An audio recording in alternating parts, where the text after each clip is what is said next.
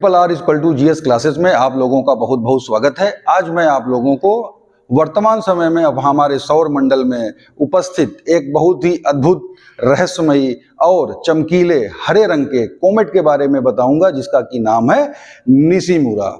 और ये कोमेट क्या होते हैं? ये कुछ नहीं, बस धूल, गैस और बर्फ से बनी हुई बड़ी बड़ी चट्टानें होती हैं। और जैसे अन्य ग्रह हमारे सूरज का चक्कर लगाते हैं, उसी तरीके से ये कोमेट भी हमारे सन का चक्कर लगाते हैं।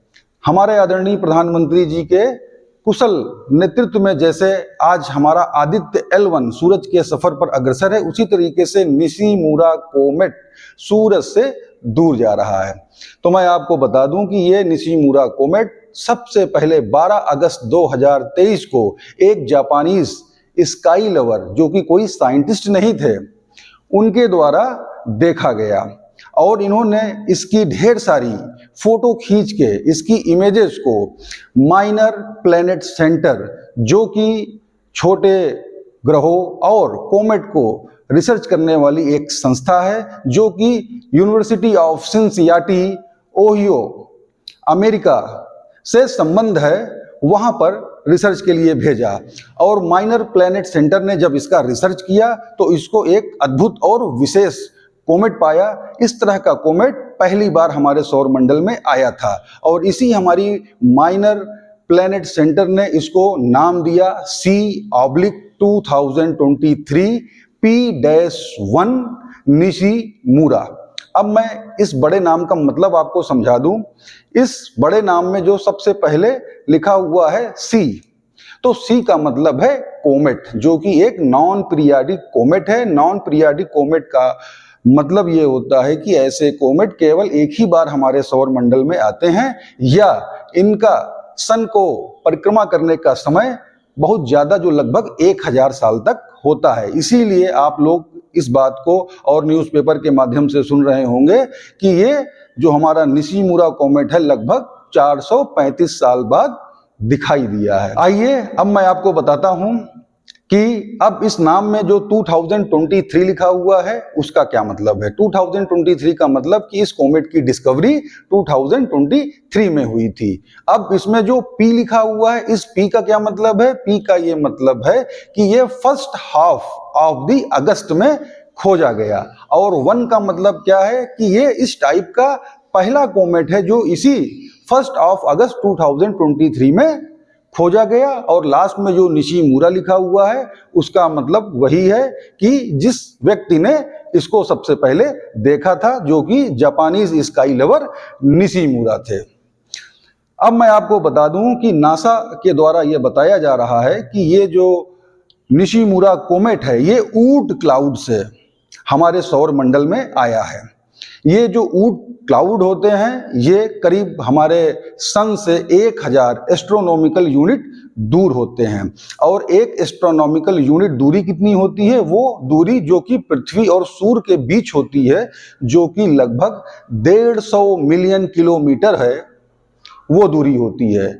तो अब ये सोचने की बात है कि ये जो हमारे ऊट क्लाउड हैं, जो कि हमारे सौर मंडल से बाहर बर्फ से ढके हुए ट्रिलियंस ऑफ कोमेट का घर है, इतनी दूर से ये कोमेट हमारे सौर मंडल में कैसे आ जाते हैं? तो इसके लिए नासा ने कई कारण बताए हैं। उसमें से पहला कारण ये बताया गया है कि जो हमारी मिल्की वे गैलेक्सी है उसके सेंटर से गैलेक्टिक वेव्स निकलती हैं, जिसका की डायरेक्शन हमारे सौर मंडल की ओर होता है। और उसकी वजह से ऊट क्लाउड के कोमेट हमारे सौर मंडल की तरफ आ सकते हैं। और नासा के द्वारा बताया जा रहा है कि जो अन्य स्टार हैं जो कि ऊट क्लाउड के पास से होकर गुजरते हैं, या और जो बड़े प्लेनेट हैं, उनके ग्रेविटेशनल फोर्स की वजह से भी ये निशिमुरा कोमेट हमारे सौर मंडल की ओर ढकेल दिया गया होगा। और ये निशिमुरा कोमेट की जो स्पेशल बात है कि ये हाइपरबोलिक का मतलब अति परवलयाकार पाथ में, अमूमन अन्य कोमेट हमारे ओवल पाथ में ऑर्बिट करते हैं, लेकिन ये जो हमारा निशिमुरा कोमेट है ये हाइपरबोलिक पाथ में हमारे सूरज की ओर करीब 73 किलोमीटर प्रति सेकंड की रफ्तार से 18 सितंबर 2023 को हमारे सूरज के सबसे निकट पेरीहीलियम तक आ पहुंचा। पेरीहीलियम की सन से दूरी करीब 0.21 एस्ट्रोनॉमिकल यूनिट होती है, जो कि करीब 33 मिलियन किलोमीटर होती है। और अब मैं आपको बताता हूं कि पहले ये माना जा रहा था कि ये कोमेट जब सूरज के पास से होके गुजरेगा तो सूरज के रेडिएशन से ये गल के खत्म हो जाएगा, और कुछ लोग तो ये भी अफवाह उड़ा दिए थे कि यह कोमेट हमारे पृथ्वी से सितंबर में टकरा जाएगा और दुनिया समाप्त हो जाएगी, और ऐसा कुछ भी नहीं हुआ। और सूरज के रेडिएशन भी इस कोमेट का कुछ नहीं बिगाड़ पाए, और अब यह आज की डेट में सूरज से दूर जा रहा है। आइए अब समझते हैं कि ऐसा क्या इसमें स्पेशल है कि सूरज का रेडिएशन भी इस कोमेट का कुछ नहीं बिगाड़ पाया। इसके पीछे भी नासा ने कई थ्योरीज दी हैं। उसमें सबसे पहले नासा का यह कहना है कि इसका जो न्यूक्लियस है कोमेट का, वो काफी हार्ड है और बड़ा है, और जो कि 10 किलोमीटर डायमीटर का भी हो सकता है, जो कि अन्य कोमेट की तुलना में बहुत ज्यादा है, और जो कि सन के रेडिएशन से इसको बचाए हुआ है। ये अब मैं इसका दूसरा महत्वपूर्ण कारण बताता हूं, जो कि इसका एल्बिडो है।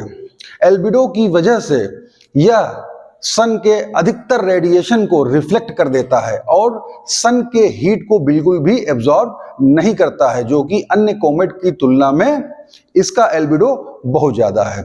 और इसका अगला कारण यह है इसका हाइपरबोलिक पाथ। इसके हाइपरबोलिक पाथ की वजह से जब ये सूरज के नजदीक पहुंचा तो इसकी गति बहुत ज्यादा बढ़ गई, जिससे इसको सूरज के पास से होकर गुजरने में बहुत आसानी हुई।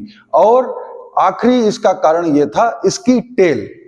इस कोमेट की टेल का डायरेक्शन हमेशा सूरज के अपोजिट रहा, चाहे इसके गति करने का डायरेक्शन कुछ भी रहा हो, लेकिन इसके टेल की डायरेक्शन हमेशा सन के डायरेक्शन से अपोजिट रही, जिससे कि सन के रेडिएशन इसके टेल की ब्राइटनेस और लेंथ को कभी भी कम नहीं कर पाए। तो ये देखिए कुछ कारण जो मैंने आपको बताए, वो इस कोमेट को रहस्यमयी, खास, स्पेशल होने के लिए जिम्मेदार है, क्योंकि ऐसा कोई भी कोमेट आज तक हमारे सौर मंडल में नहीं आया था। तो हम लोग आइए इस अद्भुत कोमेट का नजारा लें, क्योंकि शायद हमें इस दुनिया में दोबारा इस कोमेट को देखने का मौका नहीं मिलेगा। तो आइए इसका नजारा मैं टेलीस्कोप के माध्यम से आपको कराता हूं। जब हम टेलीस्कोप से इस कोमेट को देखते हैं तो सबसे पहले हमको बीच में इसका न्यूक्लियस दिखाई पड़ता है, जो कि बर्फ और चट्टानों का बना हुआ होता है और बेहद चमकीला होता है। इसके न्यूक्लियस के बाहर कोमा होता है, जो कि डस्ट और गैस का बना हुआ होता है, जो कि हमें हरे रंग का चमकता हुआ दिखाई पड़ता है।